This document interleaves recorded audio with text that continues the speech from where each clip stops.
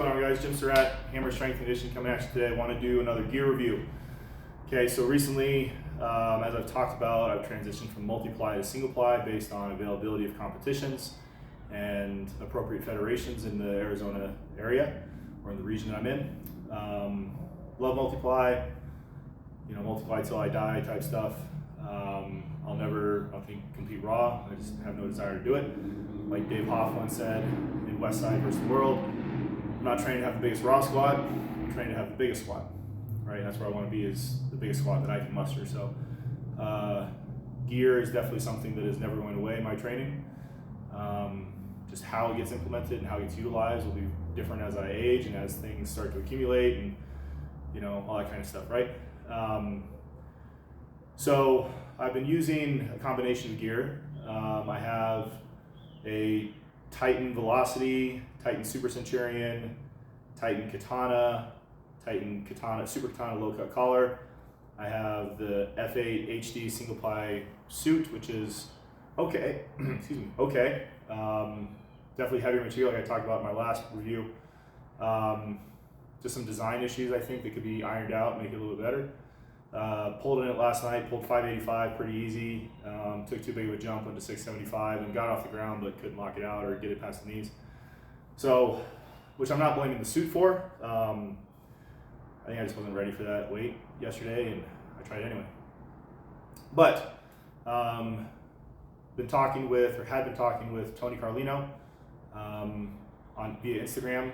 Obviously, he's kind of the big name in benching right now, and not that I'm a great bencher by any means, but I wanted input and insight and advice, especially in the single ply realm. And Tony knows his shirts, right? So him and Jimmy Kolb, they know the shirts, especially single ply, multi-ply, and now banded stuff, right? So anyway, so Tony recommended either the Super Katana, which is different than the Katana, right? It has a different cut, different collar, that kind of stuff, or an Overkill single ply. And so I decided to invest the time and the money into an Overkill single ply black line shirt. Okay, so I've talked about it before, I think, and everybody who knows gear knows that Overkill takes a long time. There's no way around that. That's not an attack. I'm not demeaning anybody or demonizing anybody, but it takes a long time to get stuff, right? This is my second Overkill shirt. I also ordered a conventional deadlift suit, the gray line.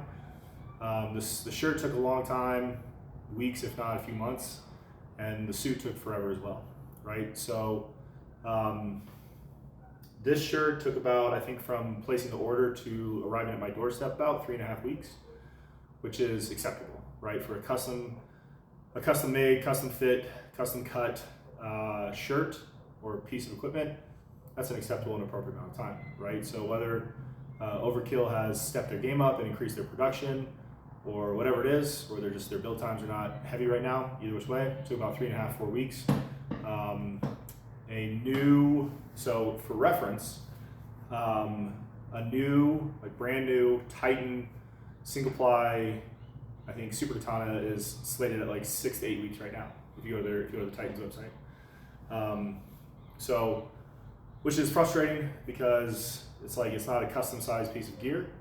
It's a stock size, so it shouldn't take 6 to 8 weeks to build, but that's their build time, and whether that's just them building or padding time so that people don't start complaining, I don't know. But anyway, so this came in a relatively appropriate and respectable amount of time. So I'm very pleased with the shirt so far. So my left arm, so I have 2 herniated discs in my neck, which pinch the nerve that runs into my triceps, right? So if you look at me, right, my left tricep is atrophied as compared to my right. So because of that, I had the shirt designed, and I measured and had the shirt built to reflect that. However, while my triceps may be different sizes, my forearms are still the same size, right? So it's my left arm that's affected. So the left sleeve is smaller than the right sleeve. It was pretty significant, right? I don't know if you can tell that well from here. But I soaked it down real good, and then hung it up in the rack. I stretched it over a barbell, and then put a rod through it, and hung weight from it for a couple days with about 100 pounds worth of weight, and that did a little bit of work on the material. And then yesterday And last night, again, wetted it down real good, and then hung 140 pounds on it. And that stretched it out pretty good. Not to the point where it no longer fits. Like, this is definitely not too big. This left sleeve still takes effort. The right sleeve takes a little bit of effort, but the left sleeve definitely takes some effort. You can see the left sleeve is coated in baby powder. And I have found that for me, because there's so little give in this sleeve and so little room for error, that even putting like a trash bag or a shirt slipper just creates additional friction. And the baby powder helps alleviate that friction without adding thickness, right? So the garbage bag or the slipper adds another layer of material, so it adds thickness to the forearm, which is the main point of tension, or the main choke point, I guess you could say, for getting this bastard on. So the only thing about Overkill is that it's built to your measurements, right? So unless you go to a tailor, or unless you are precise with your measurements, you might get a skewed shirt or a skewed suit, okay? Because if you measure wrong, Rudy is going to build off those measurements. And he did a great job with me. He got my measurements and he asked me, like, hey, I see that, you know, your left arm is about an inch smaller than your right arm. Is that accurate? And I said yes. And one of the measurements I took in centimeters instead of inches, and so he, you know, corrected that. So really did his due diligence, and I have to give credit where credit is due. He could have been like, all right, we're going to build the shirt as is, and you can fucking deal with it. But he made sure that everything was accurate, as accurate as possible. So the shirt itself is kind of long, right? Which is better than a crop top, right? I'd rather have it be too long than too short. The katana that I have is very short. It comes like just up to my hips, or just down to my hips. So when I wear a belt, basically the belt goes over the shirt, like below the shirt. It doesn't do a good job of anchoring the shirt in place. So this definitely has a lot more of a skirt, or an apron, I guess you could say. The back side is like a felt material, and it'd be better if it were, in my opinion, spandex. It's probably an option, and I just don't remember clearly, but if it is an option, it's an additional price point, it's an additional fee, right? And I feel like paying an extra 30 or 40 or 50 bucks for spandex. But if I ever invest in another shirt, I'll probably get the spandex back, because this fits really well around the shoulders, but it could be tighter, right? So the back is very loose. So it can definitely fit tighter around the shoulders to get more out of the collar, out of the chest plate. But really it's a small thing, and it's fixable by wearing a singlet and a belt. So today was my second session in the shirt. First session, I took 455 to about a 3 board. Jacket collar way down, couldn't touch with 455. So definitely an unforgiving shirt, right? It's very pliable material, right? The blackline stuff is very pliable, but it's very stiff under load, right? So it has good rebound, high resistance to deformation, which is again how gear works. The chest plate is probably about, I'd say about 7 or 8 inches across, maybe a little bit shorter, a little bit narrower. Really good heavy duty collar. So despite Overkill's reputation for taking a really long time to get stuff done, they make really quality gear, right? Just like F8, the craftsmanship is, you know, way up there. So again, giving credit where credit is due to Rudy and his team. The shirt is very clean, it looks aesthetically very nice, and it performs really well. So today was max effort upper, and so the crew had close grip bench versus chains today. So I kept the chains on and just worked the shirt. And I ended up playing with the collar height. Obviously, if you're in gear, you know that the further down you jack the collar, the more tension there is, the harder it is to touch, but the more pop and rebound you get on the bottom, the more carryover you get at the top of the rep. The higher up, the inverse, right? The less support you get, the more the shirt deforms, because there's less tension on the chest plate, so the easier it is to touch, but you get less support and less rebound. So I played with the collar height today, didn't put a belt on, didn't jack it down at all, let the collar ride real high. Took 315 plus 40 in chain to a 2 board, and then a 1 board, and then a tut. No, I almost touched 315. I was probably like, you know, half an inch away from touching a 315. And I don't have much of a belly, so I couldn't really belly up much more to it. So I put 365 on and took that to a touch, and I dumped it to my belly, meaning, so when you bench, for those of you who aren't familiar, when you're in a shirt, you want to stay nice and straight, right? Now, sometimes you can gravitate to the belly, but if you go too far to the belly, you're going to lose it. If you come too far back towards your face, it's going to come back over your face, right? And it's really easy to get out of that groove, especially with a shirt you don't know, or a brand new shirt, which is more unforgiving than a broken in shirt. Material that is broken in and worn out a little bit, not degraded, but again, broken in, is easier to touch in, is easier to manipulate. So anyway, I didn't lose the rep, but I dumped it to my belly, managed to save it and drive it back up. So I got 365 plus 40 in chain today, which is a good lift for me with my tricep and my neck and all that kind of stuff. So really pleased with the shirt. So let's talk about the shirt itself. So again, really clean craftsmanship. There's no like frayed edges or seams. Everything is solid construction. The sleeves are sewn through the shirt, meaning so some shirts have the sleeves attached to the outside of the shirt. The sleeves here are attached to the inside of the shirt, so there's a hole cut in the chest plate or in the front panel, and then the sleeve is sewn to the inside. I think that adds more stability and security to the gear because there's a layer of material on top of the seam as compared to underneath the seam, if that makes sense, right? So it's like anchored in as compared to being tacked on above or scabbed on above. Rudy definitely does not skimp on branding and labeling.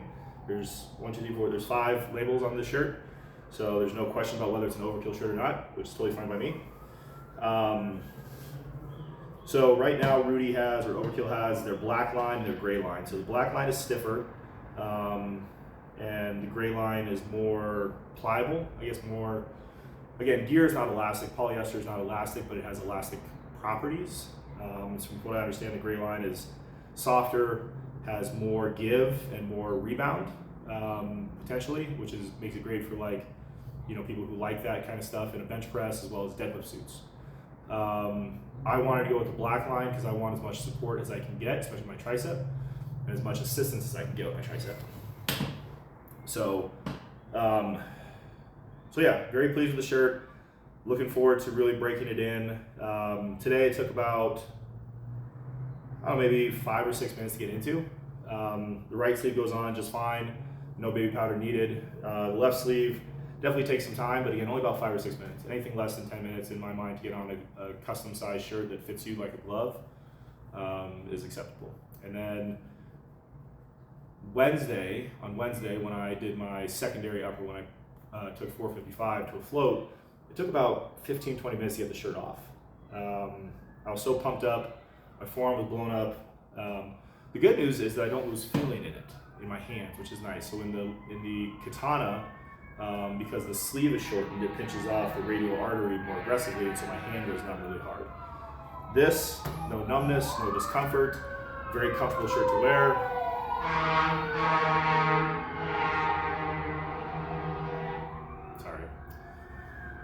Very comfortable shirt to wear, but was really difficult to get off the first time. Like I said, it took about 15-20 minutes to get off, which really, realistically, is not that long of a time, or that long of amount of time when it comes to gear. But it did come off. Lots of baby powder, some Aquaphor, and about 500 pounds of my training partner's assistance. Today, definitely came off easier. Still took 2 or 3 people to get it off, but figuring out how to get it off was really good today. So definitely did not panic today like I kind of was starting to on Wednesday. I did not want to have to cut it off, which I've done before. I bought an OG Leviathan off Facebook and barely got it on, and then couldn't get it off, and I just cut it. I said, fuck it. So anyway, did have to cut it off. That's good. Shirt is in one piece. Very solid seams, strong seams. So yeah, I'm really looking forward to really trying this shirt out. It's not, no shirt, no suit, no set of briefs is like a magic pill that is gonna fix things or give you this huge, increase in weight. But it will do a little bit, right? And I compete in July. And so it's March right now, so March, April, May, June, July. So I have 5 months, about 4.5, 5 months, to really learn this shirt and not keep gear hopping. So I'm dedicated and committed to learning this shirt and really finding its groove. I'm really looking forward to it. So If you're in the market for a custom fit single ply bench shirt, and you have the time to wait, Overkill is great. So I have an open back single ply F8 Ace, which I do not like. I don't think that single ply open back works that well because you need more, in my opinion, tension across the chest plate to make the single ply effective. I also don't like the cut of the shirt. No discredit to F8. They now have their crown and their jack style shirts, which I'd like to try, but like I said, I'm going to dedicate time to doing this. So I have an open back single ply F8 Ace, which really doesn't give me much. Not a big fan of it. So this compared to that as a single ply shirt is very different. This is very different than like the Katana or the LCC, the low cut collar. So yeah, I won't say that any one is better than the other, because it just really comes down to your preference and the lifter preference and what works best for you. And unfortunately, it is an expensive sport to play in, meaning that to try to find what works best for you, you have to spend money. Or you just stick with one thing and you learn the shit out of it, right? And if that's the route you want to take, great. I prefer to experiment a little bit and find what works the best. And right now, single ply, this is working best. So again, Overkill, single ply, black line, closed back bench shirt. Was a couple $100, but for a couple $100 and four weeks worth of time, worth it. Okay, so if you have any questions about gear, how gear works, what gear might work best for you, conventional, sumo, wide stance, narrow stance, squatter, arch back, flat back, that kind of stuff, how the material works, that kind of shit. I'm learning a lot about gear. The more that I do the reviews and the more that I experiment with different sets of gear or pieces of equipment, I've learned a lot about it. So I'm not an expert by any means, but I'm learning lots. So if you have questions, feel free to shoot me a DM. You can email me, hammersnc@gmail.com, or you can send me a DM at hammersnc or at Jibberjack on Instagram. We can go from there. All right. So thanks for watching. Hopefully this was informative. As always, don't waste the pain.